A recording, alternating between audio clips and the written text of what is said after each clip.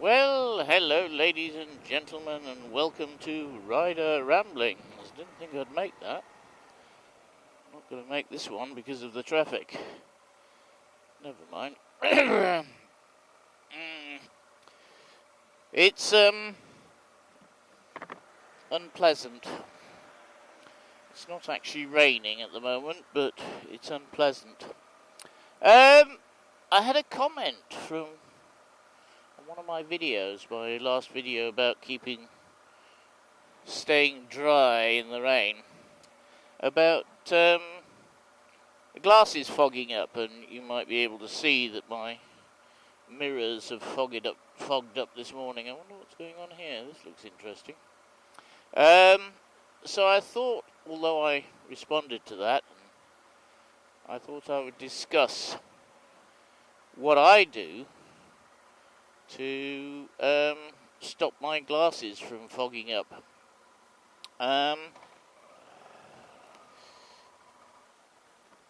First of all,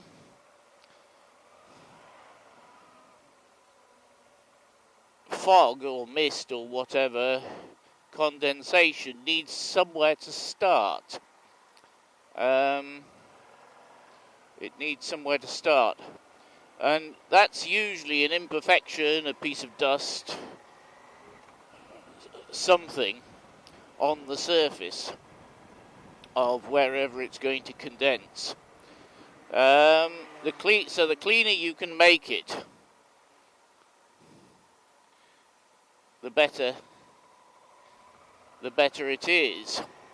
So the first thing I do is every morning, just before I leave, well, usually about 15-20 minutes before I leave, I wash my glasses. Oh look, diesel, how nice, all over the road. I wash my glasses, and I do this just in the kitchen sink, and I use washing up liquid. Somebody else who wants to marry me behind. I use washing up liquid and just water from the tap. I've never used the proprietary products that you can get. When I say never used, I might have used them 2 or 3 times in my life, but it's so rare that I always use washing up liquid. Now, they've never had an adverse effect whatsoever on my glasses at all. I've never had a problem. I've been wearing glasses for about 20 years. A bit longer, actually.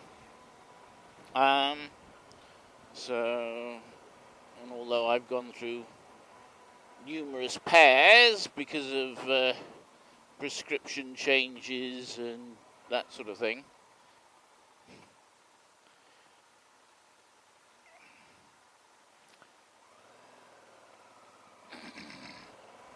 I've never had a problem with the with washing up liquid. In the UK, I use Fairy. If Fairy's not available, I use whatever is a better quality one. So in America, washing up liquid is known as dish soap. It is. So that's the first thing. Keep my glasses clean. Now, that's not going to stop the condensation. It just helps to reduce it. The next thing is that condensation doesn't like ventilation. So I keep the chin vent on my helmet open, usually up to speeds of around about 50 miles an hour, 70 kilometers an hour, usually to that sort of speed. So that helps give some ventilation inside the helmet. And then the next thing I do is that I'll crack the helmet open under about 30 miles an hour, 50 kilometers an hour. And even when it's raining, I'll crack the helmet open. Crack the visor open. As this really does help to stop it. Now, the other thing, of course, is that I always use a pin lock. It's always there, summer, winter, you name it. It's always in my visor. I only take it out when I clean the visor, which I do. Usually, I give it a full clean once a week. And I give it, so that's a full clean out of the helmet. And washed with, again,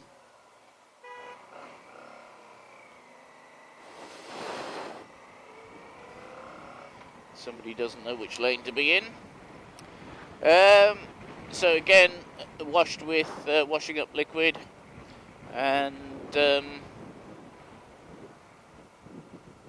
I use kitchen towel actually to dry the visor. Now, I try and make sure that the kitchen towel is, I'm going to say humid, I'm not going to say damp, I'm going to say humid, before it goes onto the visor. So sort of wafting it over the kettle while it's boiling will sort of help to make it humid. But I don't turn the kettle on to do that. It's just, you know, I try and make sure it's like that.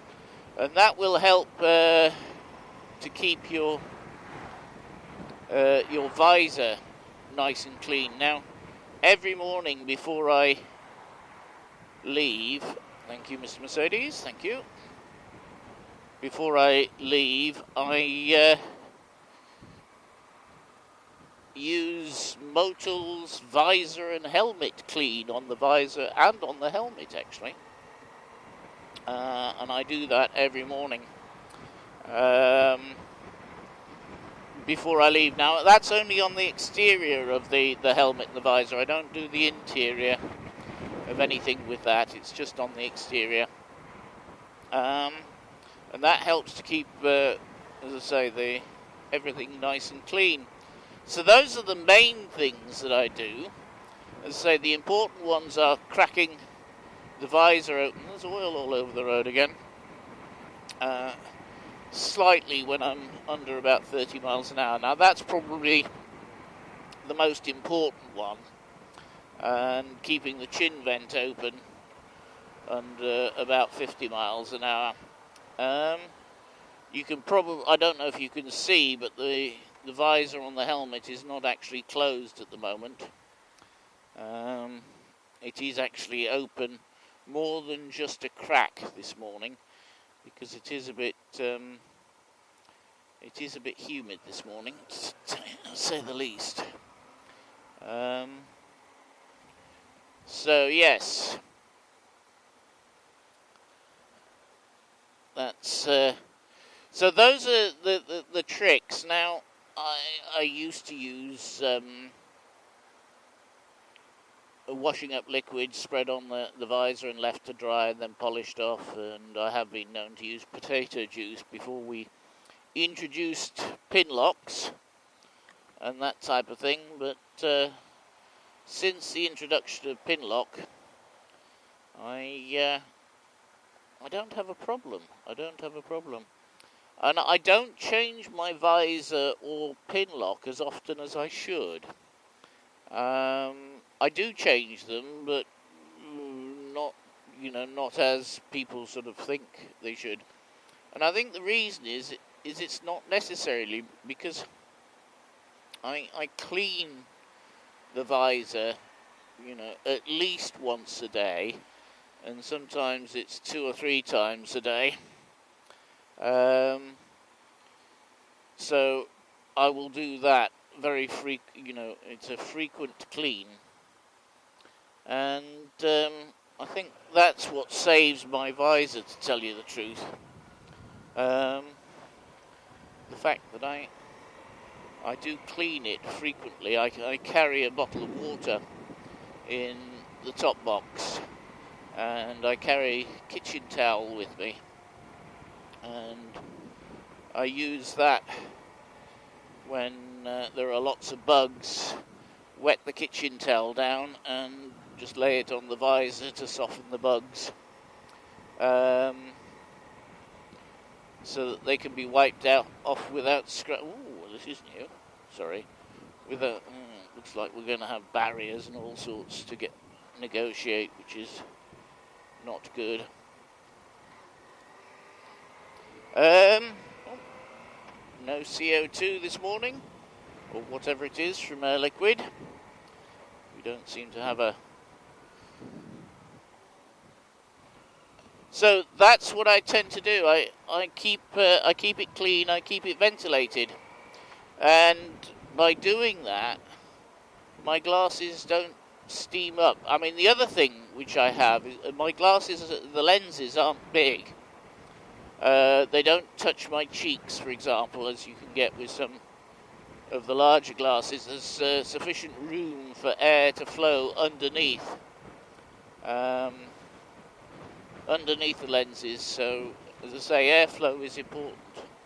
Well, I hope you found that useful. Please like, comment, share, and subscribe. And I'll talk to you next time.